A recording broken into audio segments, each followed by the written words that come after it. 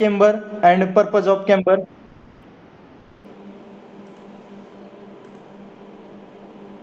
The convexity The transfer. provided to the road surface to drain out the rainwater on surface of the road is called as camber. Good. 13 number. Good. हा चला, purpose सांगू शकेल कोण? बोला. Run out the rainwater. Run out the rain water on the surface of road. एक झाला. Second?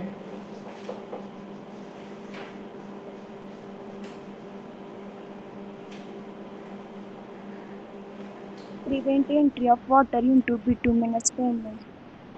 Okay. Good. Third? To regulate the vehicles to the proper lanes. Good.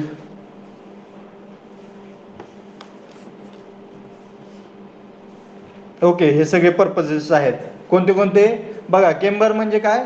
The convexity provided to the road surface to drain out the rain water on the surface of the road. पडलेलं पावसाचं पाणी रोडवरती जे आहे ते निम्म एका साईडला निम्म दुसऱ्या बाजूला जाणे आणि त्या रोडला आपण तो स्लोप प्रोव्हाइड करणे म्हणजेच केम्बर. पर्पज काय केम्बर प्रोव्हाइड करण्याचा? तर मोस्ट इम्पॉर्टंट पर्पज ज्यावेळेस एक्झामला विचारलं जातं, most important purpose of camber provide in A road surface, then you have to answer it in your exam. What is the most important part? Run off or run out the rain water on the surface of road, म्हणजे drainage झालं पाहिजे. हा सर्वात महत्वाचा जो आहे तो fact आहे. कशाचा? तर केम्बरचा. ओके. आणि बाकीचे मग कोणते?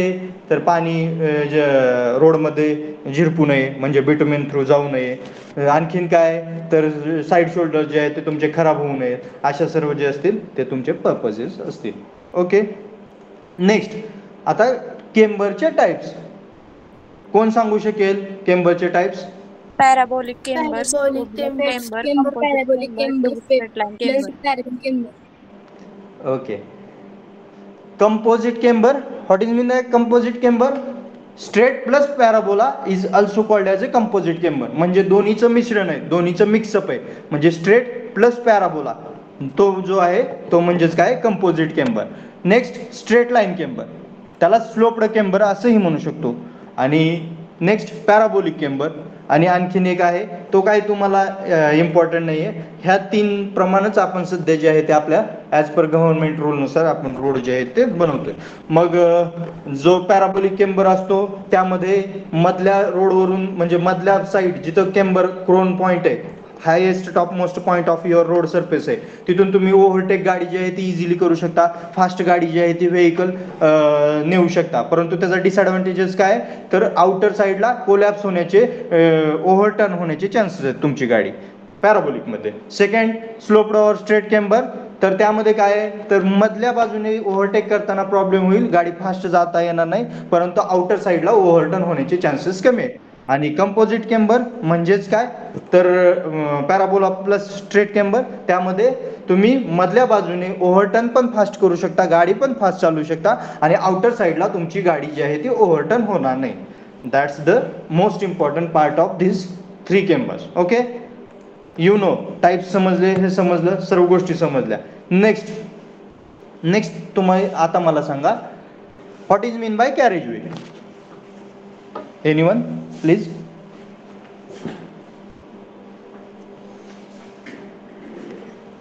Vehicle pass out होतात ते area. ओके. मग सिव्हिल इंजिनिअरिंगच्या भाषेत डेफिनेशन कोण सांगू शकेल? बरोबर आहे. The area on which vehicular are passes on the surface, that area called as a carriageway. जेवढा काळा भाग दिसतो तुम्हाला रोडवरचा, बिटवीनचा एरिया किंवा सिमेंट कॉन्क्रीट मधला एरिया सिमेंटचा. आता मी काल ज्यावेळेस बाहेर गेलो फिरायला, मी आता काल NH52, NH65 और NH965C असे 3 टाईपचे नॅशनल हायवे त्याच्यावरून गेलो. आता NH52 कोणता आहे? National highway 52. तर तो आहे तुमचा उस्मानाबादचा रोड, म्हणजे जो उस्मानाबादकडे जातोय, मग उस्मानाबादच्या बाहेरून, तुळजापूरच्या बाहेरून औरंगाबाद धुळेला पोहोचतोय, तो रोड जो आहे तो नॅशनल हायवे 52 आहे. ओके. नेक्स्ट सोलापूर पुणे जो रोड आहे नॅशनल हायवे तो आहे NH65 आणि 965 म्हटलं मी 365 किंवा 965 असं काहीतरी सी. तो रोड जो आहे तो सिमेंट कॉन्क्रीटचा नॅशनल हायवे तो कोणता आहे इकडं सांगोला वगैरे भागाकडे जातो, इकडं खर्डी कासेगाव बोहाळी अशी काहीतरी गाव आहेत इकडं जातो तो रोड जो आहे तो cement concrete national highway 965C. असे रोड्स आहेत. आता यामध्ये बघा इकडला एक सांगोल्याला जाणारा रोड आहे ना तो आहे सिमेंट कॉन्क्रीट मध्ये. आता तुम्ही म्हणाल की सर बिटुमिनचे रोड तुम्हाला सांगितलंय काय फरक, बिटुमिनच्या रोड मध्ये फरक काय, सिमेंट कॉन्क्रीटच्या रोड मध्ये फरक काय, फ्लेक्झिबल आणि रिजिड पेवमेंट त्यामध्ये येतात दोन. मग कोणते रोड जास्त टिकतात, कोणते रोड कमी टिकतात, कोणत्याची मेंटेनन्स कॉस्ट जास्त आहे, कोणत्याची कमी आहे. अगोदर आपण ज्यावेळेस गव्हर्नमेंट आता भारतीय जनता पार्टी BJPचं सरकार यायचं होतं त्याच्या अगोदर 10 वर्षापूर्वी जास्तीत जास्त बिटुमिनसचे रोड्स कन्स्ट्रक्ट होत होते. आता या 10 वर्षामध्ये बऱ्यापैकी नॅशनल हायवे पण सिमेंट कॉन्क्रीटचे झाले. मग याचा बेनिफिट काय आहे तर सिमेंट कॉन्क्रीटचा रोड जो आहे तो जास्त दिवस टिकतो ॲज कम्पेअर टू बिटुमिनस. परंतु आता पुन्हा गव्हर्नमेंटनं सर्क्युलर काढलं आणि आता शक्यतो सिमेंट कॉन्क्रीटचे रोड पुन्हा बंद केलेत आणि बिटुमिनसचे रोड जे आहेत ते सध्या आणखीन चालू आहेत नॅशनल हायवे. ओके, तुम्ही बाहेर बघत असाल आता ज्यावेळेस तुम्ही पंढरपूर मोहोळी इकडे जाताय त्यावेळेस पण तुम्ही नॅशनल हायवेवरून जात आहे. ओके, नेक्स्ट तर आता आपण कुठं होतो कॅरेजवे. ओके, कॅरेजवे म्हणजे काय तर व्हेहिक्युलर ट्रॅफिक ज्या एरियावरून तुमची जाते इकडून तिकडं करते तो एरिया म्हणजे तुमचा कोणता असेल तर कॅरेजवे असेल. नेक्स्ट डेफिनेशन ऑफ बम कोण सांगू शकेल, व्हॉट इज मीन बाय बम?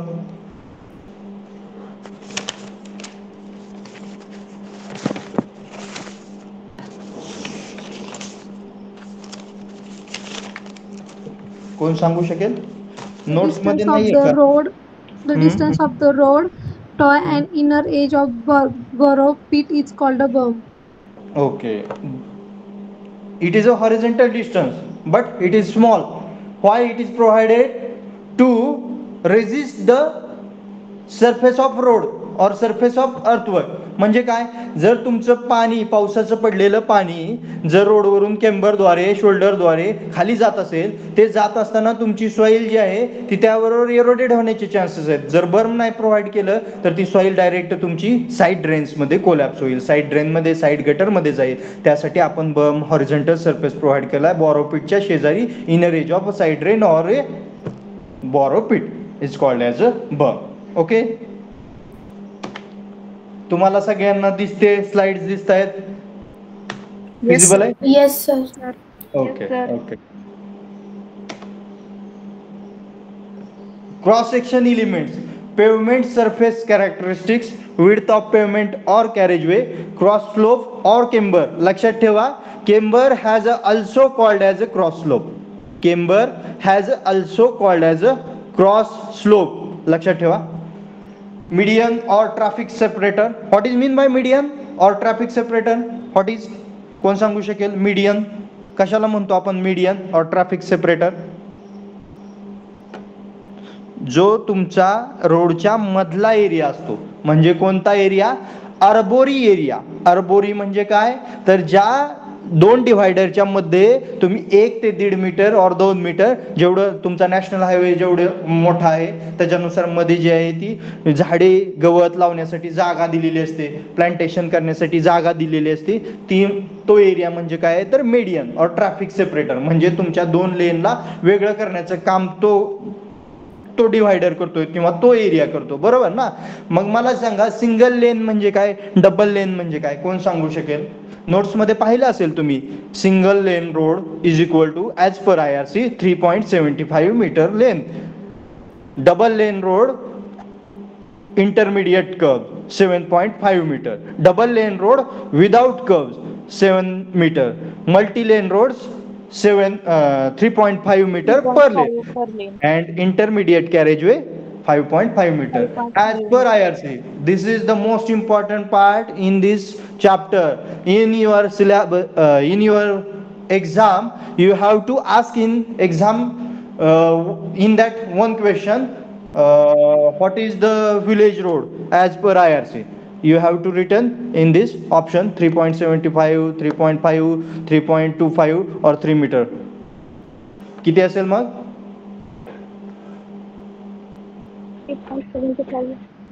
3.75. लक्षात ठेवा, नोट्स मध्ये जिथं मला इम्पॉर्टंट वाटतंय, जास्त इम्पॉर्टंट वाटतंय, तिथं मी मोस्ट IMP असं लिहिलेलं आहे. आणि जिथं लिहिलं नाही तिथं पण असं समजू ना की IMP नाहीये. आता केम्बर असेल, केम्बर सारखा पार्ट असेल, त्याचे टाइप्स असतील किंवा काही दुसऱ्या गोष्टी असतील, त्या पण इम्पॉर्टंट आहेत. परंतु मला ज्या जास्त इम्पॉर्टंट वाटतात त्या तुम्हाला मी सांगितलेलं आहे तिथं मोस्ट IMP किंवा IMP असं लिहिलेलं आहे नोट्समध्ये. आणि आणखीन एक सांगतो, नोट्स मध्ये जे आहे ना तिथं फॅक्च्युअल डेटा म्हणून मी एखाद्या दुसऱ्या ठिकाणी लिहिले, तर तो फॅक्च्युअल डेटा हा तुम्हाला स्मरणात असलाच पाहिजे. कधीपर्यंत? जोपर्यंत तुम्ही स्टडी करताय किंवा तुम्ही ॲज अ इंजिनियर म्हणून काम करताय तोपर्यंत. म्हणजे तुम्हाला पुढे जाऊन उद्या कॉम्पिटिटिव्ह एक्झाम द्यायचे तरी तो फॅक्च्युअल डेटा जो आहे तो तुमचा पाठ असला पाहिजे. मी तुम्हाला बोललेलो आहे, झोपेतून उठल्यानंतर सुद्धा विचारलं what is the length of multi lane road? 3.5 metre per lane सांगता आलं पाहिजे. ह्या फॅक्च्युअल डेटा जो आहे किंवा नंतर नॅशनल हायवेसाठी ग्रॅडियंट किती किंवा काय मी शिकवेलच आता पुढे आहे, त्यामध्ये लिहून पण दिलेले नोट्समध्ये. त्या गोष्टी ज्या आहेत त्या तुम्हाला पाठ असणं गरजेचं. ओके, आता आपण काय म्हणत होतो, तुम्हाला काय विचारलं होतं मी question, single lane road, double lane road काय असतं? कोण सांगू शकेल? Single lane road, double lane road.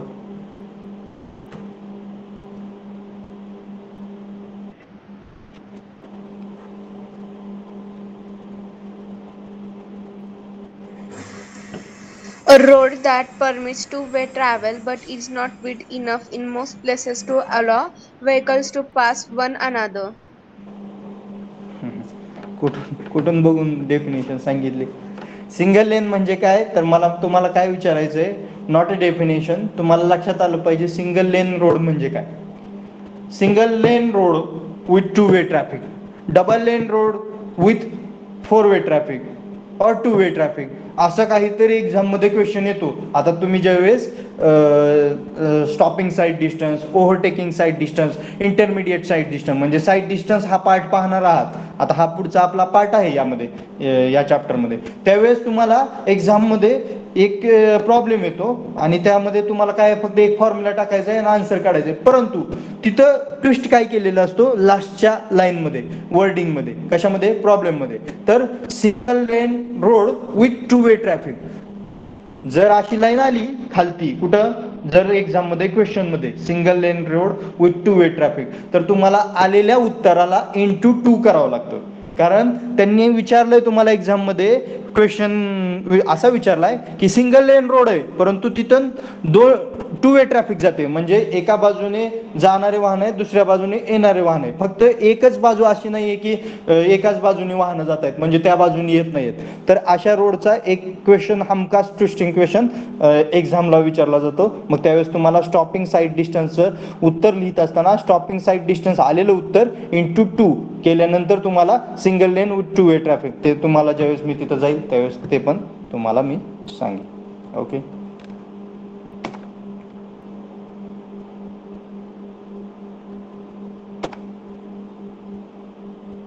Carriage वे म्हणजे काय समजलंय, नंतर केम्बर म्हणजे काय समजलंय, नंतर बम म्हणजे काय समजलंय. मी समजलं म्हणतोय, तुम्हाला समजलंय का ते सांगा.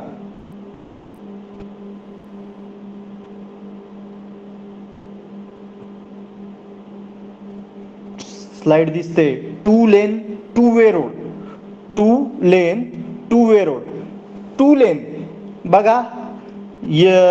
मधून जी सेंटर लाईन पास झालेली आहे, सेंटर लाईन जी गेली येलो कलरची अशी थ्रू आउट द रोड बघा पुढेपर्यंत, एक लेन जो आहे कर्सर फिरेल, कर्सर पासून इकडं एक लेन आणि ह्या कर्सर पासून ह्या सेंटर पासून इकडं सेकंड लेन. आता इथं लिहिलंय वरती कर्सर फिरतोय बघा, 2 लेन 2 वे रोड, 2 लेन 2 वे रोड म्हणजे इकडं जाणारा हा वेगळा झाला, म्हणजे इकडून लेफ्ट साइड वरून इकडे जाईल ट्रॅफिक, म्हणजे इथं पंढरपूर आहे आणि इकडे बार्शी, तर हे पंढरपूरवरून बार्शीला चालेल इकडे जाईल आणि इकडून बार्शीवरून पंढरपूरला इकडल्या साईडला.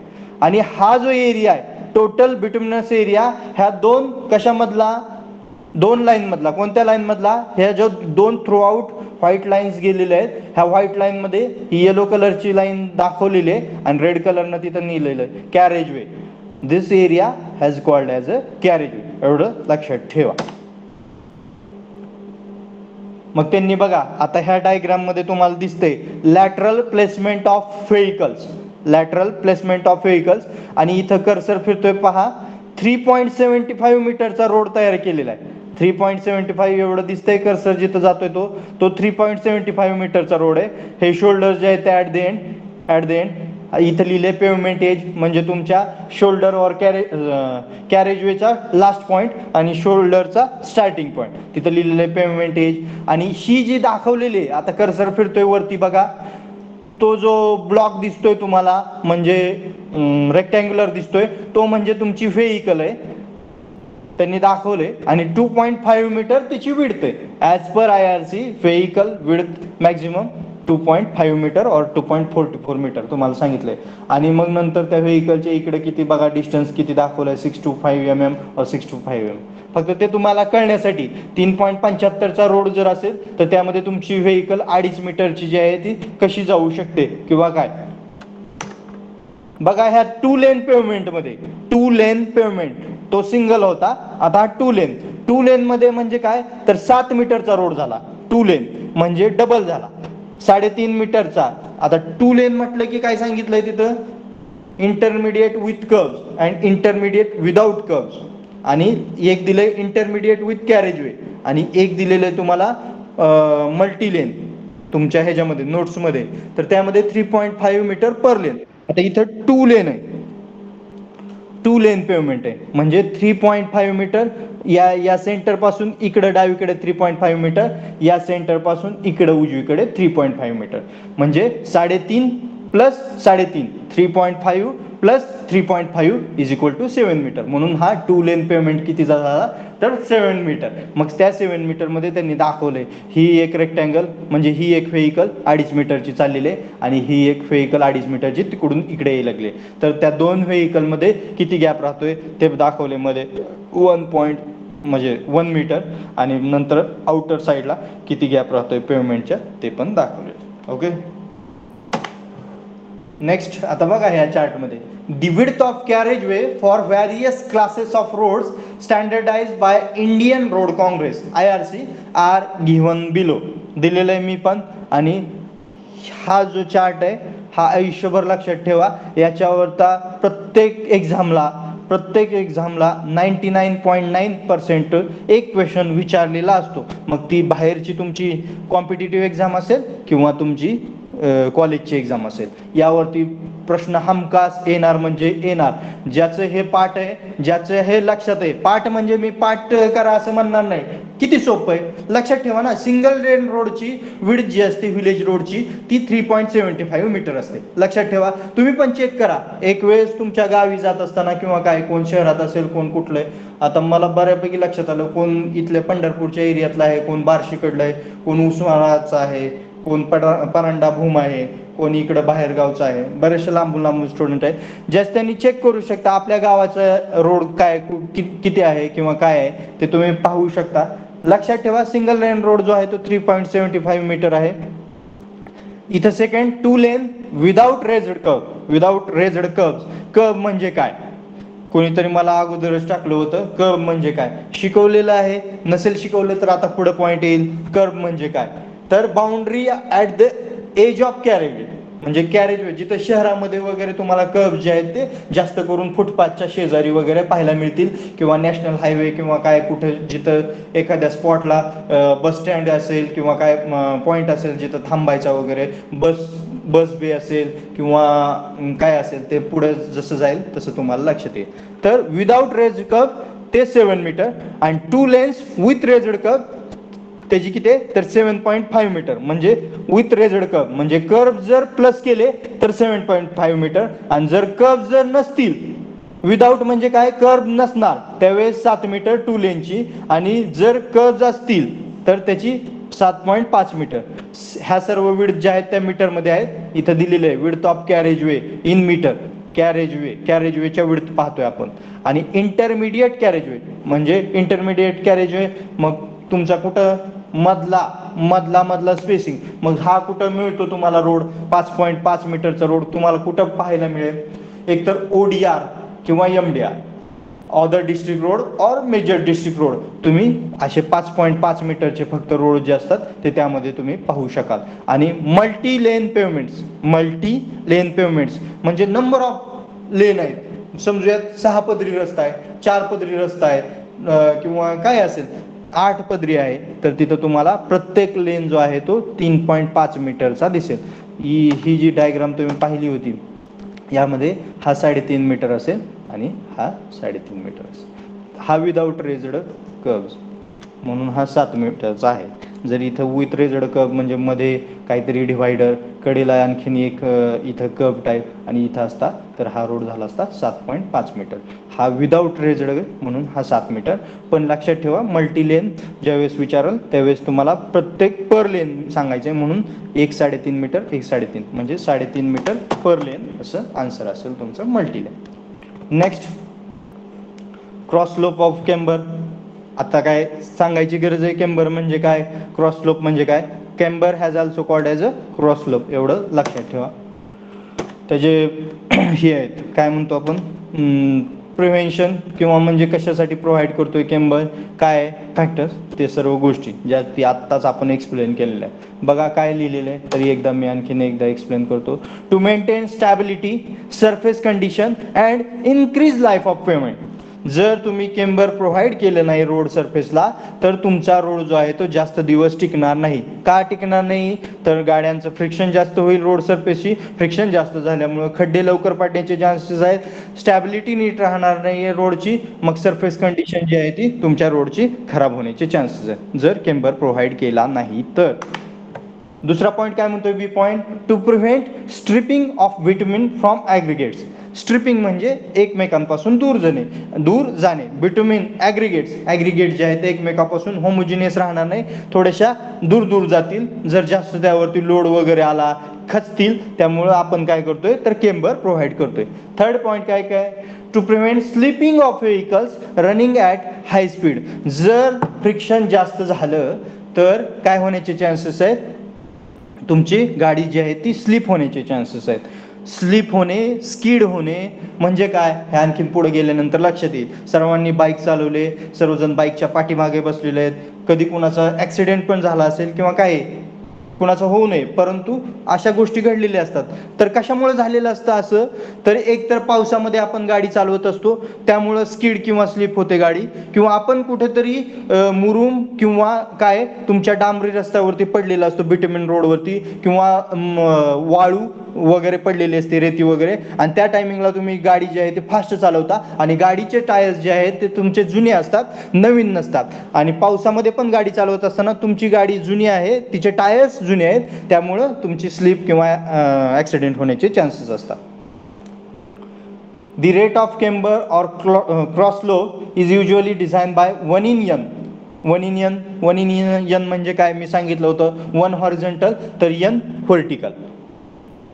म्हणजे जर 1 मीटर असं वरती हे केलं तर आपण त्याच्या किती 1:50 म्हणजे 1 व्हर्टिकल घेतलंय समजूयात 1 मीटर तर 50 हॉरिझॉन्टल असं सांगितलं होतं. एक्सप्रेस्ड ॲज अ पर्सेंटेज म्हणजे जे आहे ते आपण केम्बर जे आहे ते पर्सेंटेजमध्ये दाखवतो. मी सांगताना पण ज्यावेळेस इंट्रोडक्टरी पार्ट घेत होतो हायवे इंजिनिअरिंगचा त्यावेळेस सांगत होतो रोड तयार करताना नॉर्मल केम्बर 2.5%, 2%, 3% असं सांगत होतो. पर्सेंटेज का, तर केम्बर हे पर्सेंटेजमध्ये मोजलं जातं, पर्सेंटेजमध्ये त्याचा आपल्याला स्लोप जो आहे तो प्रोव्हाइड करावा लागतो. मग तो किती असतो, कोणत्या रोडला किती असतो ते आता नेक्स्ट स्लाइडमध्ये तुम्हाला पाहायला मिळेल.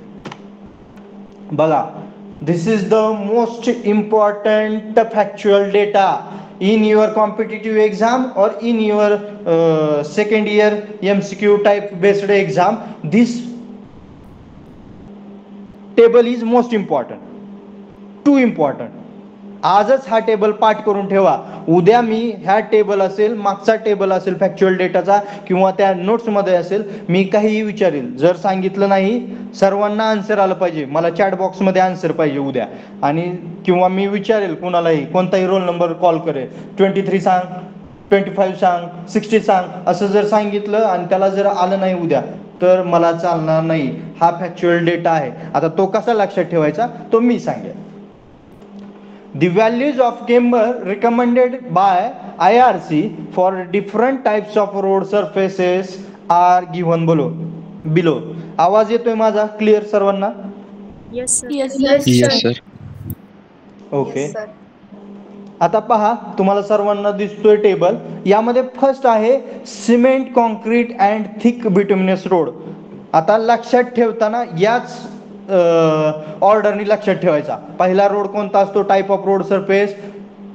तर सिमेंट कॉन्क्रीट रोड और थिक बिटुमिनस सरफेस. सेकंड कोणता असतो? तर थिन. पहिला थिक आहे, सिमेंटचा जो सिमेंट कॉन्क्रीट रोड आहे तो थिक आहे. दुसरा रोड सरफेस जो आहे तो थिन आहे. तिसरा रोड सरफेस काय आहे? तर वॉटर बाउंड मेकॅडम WBM रोड और ग्रॅव्हल रोड त्याला आपण म्हणू शकतो. आणि लास्ट रोड कोणता आहे? तर earthen road or earth road. हाच तुम्हाला ऑर्डर लक्षात ठेवायचे. सिमेंट कॉन्क्रीट रोड म्हणजे thick bituminous road, second one is a thin bituminous road, third one is a water bound macadam or gravel pavement, and last one is a earthen road or earth road. आता इकडं जायचं. लक्षात कसं ठेवायचं? Range of camber in areas of, range of camber in areas of. का असं दिलेलं आहे त्यांनी? 2 केम्बर दिलेले आहेत, 2 एरिया दिलेले आहेत. Why? Because in our Maharashtra or in our country of India, rainfall areas are different and seasons are different. In Jammu Kashmir only 2 seasons. Which seasons in Jammu Kashmir? Any guesses? कोणी सांगू शकतंय?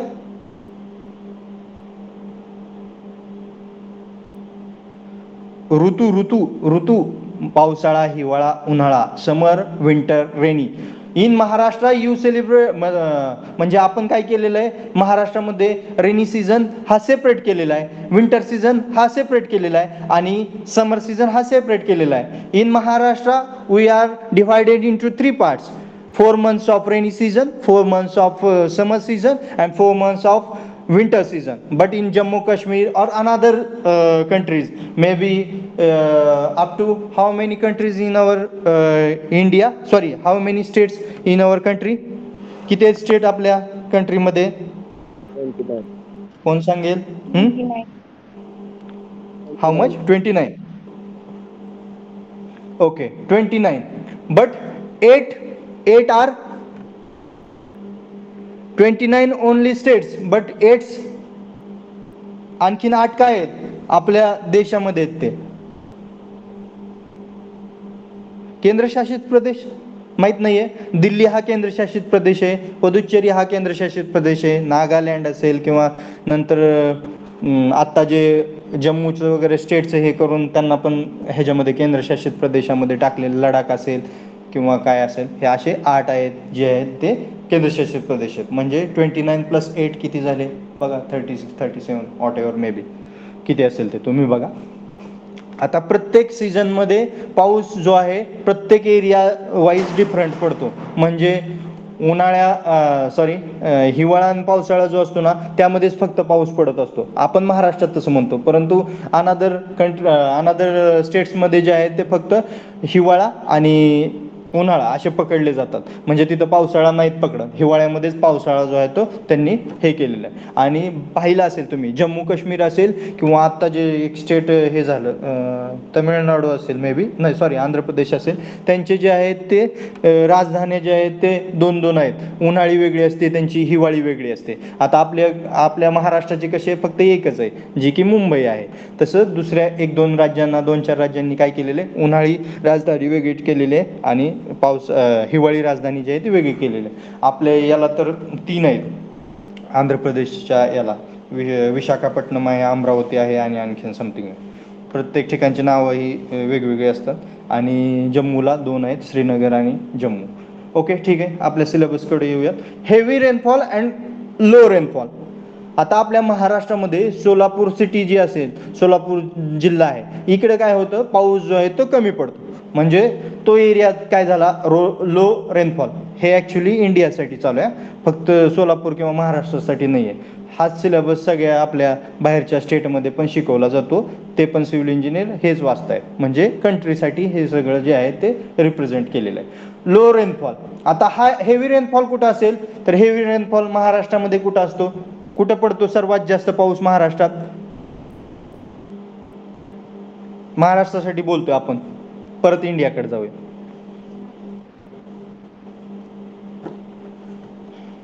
GK GS काहीतरी वाचत चला. कुठं महाराष्ट्रात सर्वात कमी पाऊस पडतो, कोणतं गाव आहे किंवा कोणता जिल्हा आहे, कुठं महाराष्ट्रात सर्वात जास्त पाऊस पडतो, कोणतं गाव आहे, कोणता एरिया आहे. सर्वात जास्त पाऊस आंबोली घाट, आंबोली कोकण सिंधुदुर्ग जो एरिया आहे तिथं सर्वात जास्त पाऊस पडतो, हेवी रेनफॉल महाराष्ट्रामध्ये. आणि सर्वात कमी पाऊस जो आहे तो लो रेनफॉल आपल्या सोलापूर सिटी इकडं पडतो, परंतु ॲक्च्युली साताऱ्यामधलं एक गाव आहे फलटण की काय, तिथं कोणतं तरी गाव आहे, त्या गावामध्ये अतिशय कमी पाऊस पडतो. ते ॲक्च्युली पश्चिम महाराष्ट्रातच येतो. सातारा, सांगली, कोल्हापूर काय हे सगळे जे आहे ते ॲक्च्युली पुणे विभाग म्हणजे या इथंच येतात, परंतु तिथे एक गाव आहे त्या ठिकाणी सर्वात कमी पाऊस पडतो. आणि देशामध्ये सर्वात जास्त पाऊस कुठं पडतो आणि सर्वात कमी पाऊस कुठं पडतो, कोण सांगू शकेल?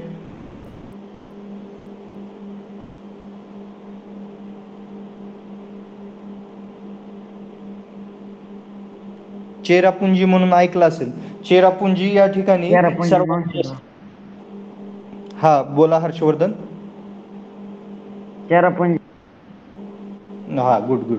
चेरापुंजी या ठिकाणी जो आहे तो सर्वात जास्त पाऊस जो आहे तो कंट्रीतला पडतो. आणि सर्वात कमी पाऊस तुम्ही पहा नेटवरती, तुम्हाला लक्षात येईल किंवा पुस्तकात वाचा कुठं पडतो. लक्षात ठेवा, लो रेनफॉल एरिया आणि हेवी रेनफॉल एरिया यानुसार आपण काय करतोय तर आपलं केम्बर डिझाईन करतोय पर्सेंटेजमध्ये, पर्सेंटेजमध्ये. मग आता हे लक्षात कसं ठेवायचं, लो साठी जी आहे ती कमी व्हॅल्यू असेल, लो साठी जी आहे ती कमी व्हॅल्यू असेल पर्सेंटेज मधली. आता मला सांगा लो रेनफॉल मध्ये बघा इथं लिहिलंय सिमेंट कॉन्क्रीट रोड थिक बिट्युमिनस, पहिलं बघतोय आपण त्यामध्ये 1/60 और 1.7%. बघा लो रेनफॉल रेंज केम्बर दिले किती, 1.7%. कोण सांगू शकेल हे उत्तर कसं काय आलं 1/60 इथं? आता एक्झाम मध्ये विचारताना एकतर तिथं पर्सेंटेज मध्ये विचारतात किंवा 1/50, 1/60, 1/20 असं विचारतात. मला सांगा कोण सांगू शकेल 1.7%चं 1/60 कसं झालं?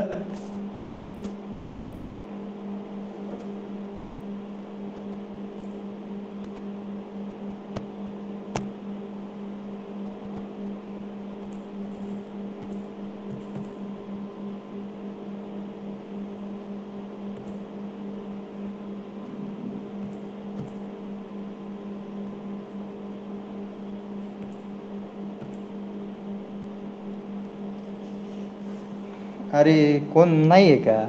1.60%, 100ला 1.60%, तर किती येतंय बघा ना, 59 आसपास काहीतरी येतं उत्तर. म्हणून ऑड नाहीये नंबर, डायरेक्ट इव्हन नंबर्स मध्ये ह्यांनी हे केलंय बरोबर. 1/60 येतंय की नाहीये, कळलंय का नाहीये, कुणाला लक्षात येतंय का नाहीये ही सांगायची गोष्ट नाहीये, डायरेक्ट ती तुम्हाला लक्षात आले का नाहीये?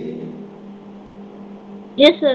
100ला 2% तर किती येईल उत्तर? 50 येईल ना, म्हणून 1/50. 100ला 40 तर उत्तर किती येईल? 2.5, म्हणून 2.5%. सॉरी 2.5 100ला तर किती येईल उत्तर? 40 येईल, म्हणून 1/40. जर 2% तर किती येईल? 1/50. असं केलेलं आहे फक्त ते 100 divide by something 1.7 divide by 100 काय राहिलं 60, किंवा 100 डिवाइड बाय 1.7 किती राहिलं 59 और समथिंग 1/60. हे तुम्ही करायचंय, ते तुमच्या लक्षात येईल. कॅल्सी असेल शेजारी तर करू शकता किंवा मोबाईल वरती पण करू शकता. लक्षात ठेवा. आता आपण जातोय बघा कसं करतोय. लो रेनफॉल साठी लक्षात ठेवायचे आपल्याला कमी व्हॅल्यू पर्सेंटेज मध्ये, पण लो रेनफॉल साठी हायेस्ट व्हॅल्यू कशी येते? 1/60 येते. आता इथं बघा हेवी रेनफॉल मध्ये त्याची व्हॅल्यू काय 1/50 आहे. तर कोण म्हणेल सर मग 1/60 इथं मोठं आहे, इथं 1/50 आहे. ऍक्च्युली पर्सेंटेज बघा, पर्सेंटेज मध्ये लक्षात ठेवा तुम्हाला हे 1/60 1/50 काढता येईल. किंवा कोणतीही एक गोष्ट लक्षात ठेवा, ते तुम्हाला काढता येईल. जर तुम्ही 1 in 50 लक्षात ठेवलं तर तुम्हाला तिथलं 2% लक्षात येईल, ते काढता येईल. किंवा तुम्ही इथं 1.7% लक्षात ठेवलं तर तुम्ही तिथं 1 in 60 ते तुमची तुम्ही करू शकता. म्हणजे या चार्टमधलं लक्षात ठेवताना कोणतीही एक गोष्ट लक्षात ठेवा. एक तर कुणी 1 in 60, 1 in 50, 1 in 40, 1 in 33, 1 in 25 अशामध्ये लक्षात ठेवा. किंवा लक्षात ठेवताना 1.7%, 2%, 2.5%, 3%, 4% अशामध्ये लक्षात ठेवा. लक्षात घ्या, हा चार्ट सगळ्यांनी पाठ करायचा आहे, तुमच्या नोट डाऊन करायचा आहे, नोट्समध्ये आहे, तो फॅक्च्युअल डेटा आहे. तर लक्षात ठेवा, कसं लक्षात ठेवणार आहेत आपण. लो रेनफॉलसाठी आहे 1.7% केम्बर लोच आहे. आणि हेवी रेनफॉल तर सिमेंट कॉन्क्रीट रोडसाठी, थिक बिटुमिनससाठी इथं आहे त्यापेक्षा जास्त व्हॅल्यू. कशापेक्षा? लो रेनफॉलपेक्षा जास्त व्हॅल्यू आहे हेवी रेनफॉलची, तर 2%. आता हीच व्हॅल्यू उचलायची. कोणती व्हॅल्यू? बघा कर्सर फिरतोय, cement concrete and thick bituminous सरफेसचीच व्हॅल्यू उचलायची 2% हेवी रेनफॉलची, आणि तीच value direct low rainfall of thin bituminous मध्ये टाकून द्यायची. फिरतोय कर्सर सर्क्युलर तिथं, तीच 2% उचललेली व्हॅल्यू इथनं उचलली आणि तिरपी इकडं टाकली. कशामध्ये? लो मध्ये. ती कशाची आली व्हॅल्यू? थिन बिटुमिनस सरफेसची आली. आणि पुन्हा नंतर थिन बिटुमिनस हेवी रेनफॉल मध्ये आलो तर ती काय? 2.5% म्हणजे 0.5 न वाढवली 2.5%. पुन्हा नंतर हीच व्हॅल्यू मी उचलली आणि डायरेक्ट तिरपी इकडे टाकली. कशामध्ये? Low rainfall of water bound macadam or gravel pavement, ती 2.5% टाकली. आणि त्याच्यापुरती पुन्हा मी 0.5 न वाढवली आणि 3% of heavy rainfall in water bound macadam and gravel pavement. आणि पुन्हा तीच व्हॅल्यू मी उचलली आणि तिरपी डायरेक्ट कुठे टाकली? 3% लो रेनफॉल एरिया. ती कशाचा झाला? Earthen road. आणि त्याच्यापेक्षा 1% वाढवली, ती काय झाली? तर तुमची हेवी रेनफॉलची. लक्षात आलंय कुणाच्या? काय प्रॉब्लेम आहे? करू शकताय सगळे, अतिशय सोप्या भाषेत आहे. 1.7 लो रेनफॉलला आहे, अतिशय कमी म्हणजे सर्वात कमी जो असेल तो cement concrete and thick bituminous सरफेसचा असेल. लो रेनफॉलसाठी लोच केम्बर तर 1.7%. कोणतंही एक पाठ करा, तुम्हाला हे लिहिता येईल. मग 1 in 60, 1 in 50 कुठे येते, 1 in 40 कुठे येते, 1 in 30. आलंय लक्षात सर्वांच्या? की आणखीन एकदा काय ह्याच्याबद्दल बोलायचंय? नाहीये, बरोबर? सर्वांना आलंय? ओके. 10 रोल नंबर आले लक्षात? 5 नंबर, येस सर. 53 नंबर, आले सर. 50 नंबर,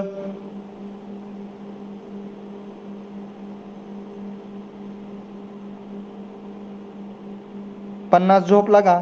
आहे का नाही 50? 25 नंबर आले लक्षात? 57 नंबरला बोलायचंय का? बोलू शकताय. 57 roll number, please ask me any doubts for you.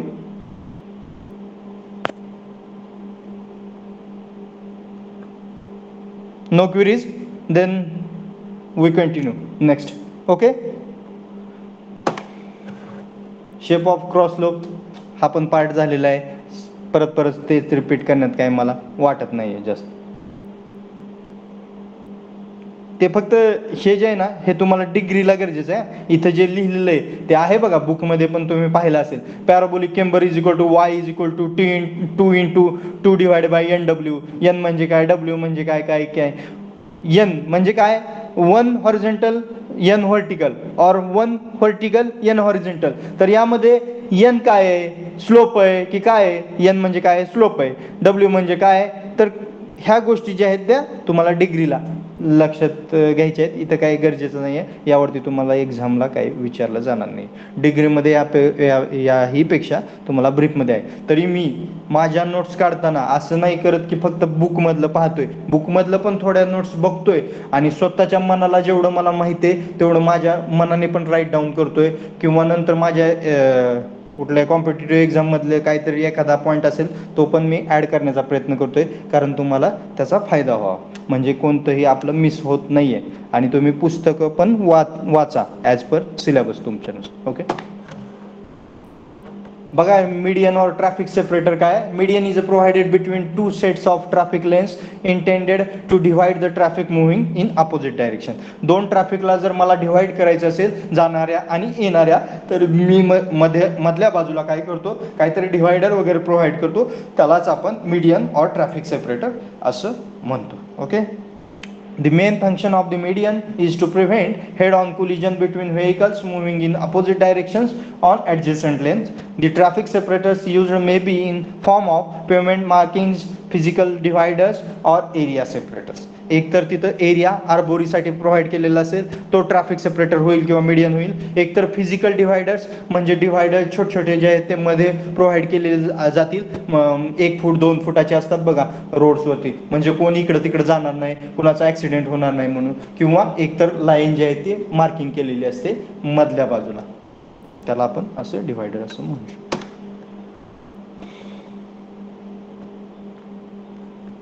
बघा इथं दिसतं या ड्रॉइंग मध्ये, डायग्राम मध्ये तुम्हाला फुटपाथ, शहरामध्ये फुटपाथ बघा कुठं असतो, आणि हा जो दाखवलेला आहे हा म्हणजे कर्ब आहे. आता तुम्ही ज्यावेळेस नोट्स पाहाल किंवा आता कर्बचा पॉईंट येईल पुढती त्यावेळेस मी सांगेल, तर हा जो दिलेला आहे ना हा एरिया म्हणजे रोड सरफेसच्या टॉप पासून तो इथपर्यंतचा एरिया, ते जे डिस्टन्स दिलेलं आहे ते 15 सेंटीमीटर 20 सेंटीमीटर 10 सेंटीमीटर असं असतं. म्हणजे रोडच्या टॉप सरफेस पासून विअरिंग सरफेस और कॅरेज वे पासून जे ही हाईट आहे, इथं कर्सर फिरतोय, ही जी हाईट आहे ना फुटपाथची, एवढी हाईट कर्वची ती जी आहे ती लो माउंटेबल कर्व और मीडियम कर्व और हाय माउंटेबल कर्व जी आहे ती दिलेली आहे बघा नोट्समध्ये. आणि हा जो आहे तो तुमचा लेन आहे. मग इकडं जे आहे ते ट्रॅफिक सेपरेटर. मग ट्रॅफिक सेपरेटर म्हणजे काय, तर बघा इथं झाडं वगैरे दाखवलंय, इथे एक झाड दाखवलंय बघा, आणि इथं मग तुम्ही गवत वगैरे लावलेलं असतं. हा एरिया म्हणजेच काय झाला ट्रॅफिक सेपरेटर और मीडियन. आणि मग याच्या इकडे एक दुसरा लेन असेल, हा एक लेन असेल. ओके ठीक.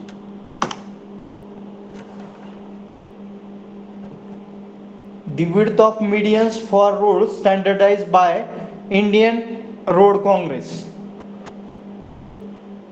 As per IRC, हे ऍक्च्युली तुम्हाला सिलेबसला नाही आहे, हे डिग्रीसाठी, पण किती डिस्टन्स असतं किंवा काय हे तुम्हाला आता सध्या पाठ करायची वगैरे काही गरज नाही आहे, हे तुम्हाला डिप्लोमाला नाही विचारणार. पण लक्षात ठेवा किती असतं काय ह्यांनी दाखवलंय बघा. विड्थ ऑफ मीडियस मिनिमम एवढं, डिझायरेबल एवढं, कशामध्ये एक्सप्रेस वे मध्ये, परंतु ऍक्च्युली एवढं देत नाहीये कोण. जेवढा मोठा रोड म्हणजे 6 पदरी 8 पदरी असेल तर मग तुम्ही एवढं डिस्टन्स देऊ शकता, पण ते नंबर ऑफ डिस्टन्सेस ऍड करून दिलेलं असतात. जर 6 पदरी रोड असेल तर कमीत कमी 3 डिव्हायडर्स असतात. मग 3 डिव्हायडरचे प्लस करा ना, 2 2 2.5 2.5 3 3 मीटर, 2.5 1 2.5 2.5 2.5 दोन्ही 5 आणि ते 7.5 म्हणजे 3 जर झाले. जर 8 पदरी असेल तर 10 मीटर होईल. अदर हायवेजला 3 मीटर म्हणजे 2 असतील त्यामध्ये 1.5 मीटरचे असतील. हे तुम्हाला काही गरजेच नाही आहे. जरी काय एक्सप्लेन करायचं आहे, एक्सप्लेन करू का, करायचं असेल तरी सांगतो, काही गरज नाही आहे. एक्सप्लेन करायचंय. आर्बोरी म्हणजे लक्षात आलं तुम्हाला मीडियन और ट्रॅफिक सेपरेटर.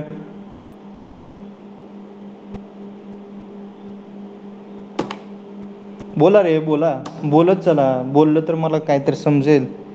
एक्सप्लेन करा सर प्रथमेश गाडगे. हा बोला बोला साक्षी बोल.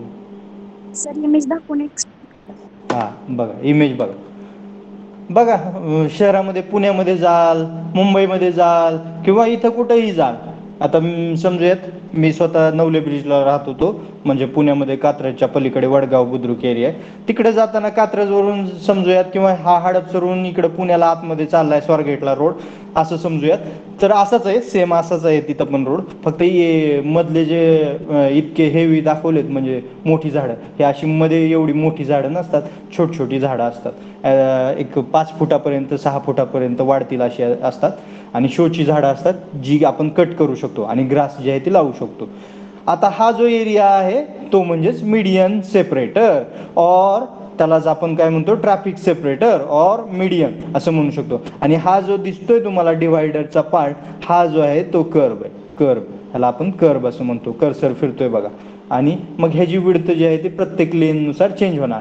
जर समजा 2 लेन असेल तर ह्याची विड्थ असेल एक 3 मीटर, 2 मीटर, 1 मीटर. जर हा 6 पदरी 8 पदरी असेल, म्हणजे असेच इकडे नंबर ऑफ रोड्स असतील दुसरे, तर मग ह्याची प्रत्येकाची 2-2 मीटर, इकडं पण तसाच 2 मीटर, इकडं पण तसाच 2 मीटर असे प्लस होईल. म्हणजे ह्या चार्टमध्ये जसं सांगितलंय तसं मिनिमम और मॅक्झिमम. डिझायरेबल म्हणजे मॅक्झिमम, मिनिमम म्हणजे सर्वात कमी, असं असेल. लक्षात आलं? ओके. आणि हे जे आहेत हे काय आहेत इथं या ट्रॅफिक सेपरेटरवर ह्याच्यावरती दिसत आहेत. हे काय आहेत कोण सांगू शकेल मला? हे लाल लाल लाल लाल लाल दिसतंय बघा, ते काय असतं कोण सांगू शकेल?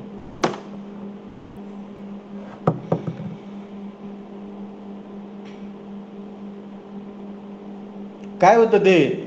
बोलत चला पटपट, आवाज येत नाही का?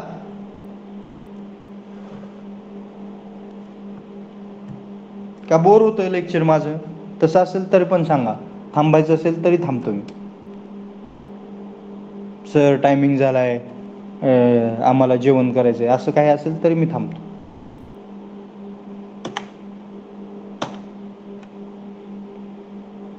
ओके. 28 म्हणतोय, चांगलं शिकवताय, कंटिन्यू करा. ठीक आहे. बघा आता हे जे आहेत ना, हे काय आहे, कोन्स आहेत. ह्याला आपण कोन असं म्हणतो. हे कशासाठी असतात? तर ट्रॅफिकला कुठंतरी काहीतरी प्रॉब्लेम झालेला आहे, ती एखाद्या ठिकाणी गाडी मध्येच बंद पडलेली आहे, तर आपण काय करतो, हे रेड का कलरचे असतात आणि व्हाईट कलरचे का असतात? तर धोका आहे त्याच्यात, तिथं जाऊ नका म्हणून तिथं आपण काय करायचं, समजूयात इथं गाडी बंद पडली तर इथं आडवे लावले असतात, इकडे पण लावले जातात, म्हणजे तेवढा एरिया सोडून तुम्ही जे आहे ते गाडी जी आहे ते साईडनं हे करा. किंवा कुठेतरी खड्डा आहे तर तिथं पण हे लावलेले असतात, किंवा कुठेतरी रोड चालू आहे तर हे लावलेले दिसतील तुम्हाला कोन्स. ओके. नेक्स्ट पॉइंट आहे curve. What is mean by curve? Curve indicates the boundary between the pavement and median or footpath or shoulder. Curve indicates the boundary between the pavement and median or footpath or shoulder. और म्हणजे एकच, footpath असेल, shoulder असेल किंवा median असेल, त्याचा काय आहे बाउंड्री बिटवीन. म्हणजे आता या डायग्राम मध्ये जे मी म्हटलं, हा जो एरिया दिसतो हा म्हणजे कर्व. असाच शहरामध्ये फुटपाथला कडेला, फुटपाथ कुठं असतो? कडेला असतो, मध्ये नसतो फुटपाथ. ओके.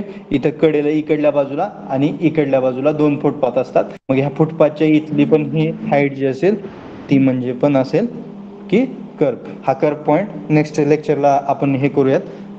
तुम्ही तुमचे रोल नंबर टाका, काय क्वेरीज असेल तर विचारा, आपण थांबूयात. नेक्स्ट पॉईंट याला नेक्स्ट एक्सप्लेन करूयात.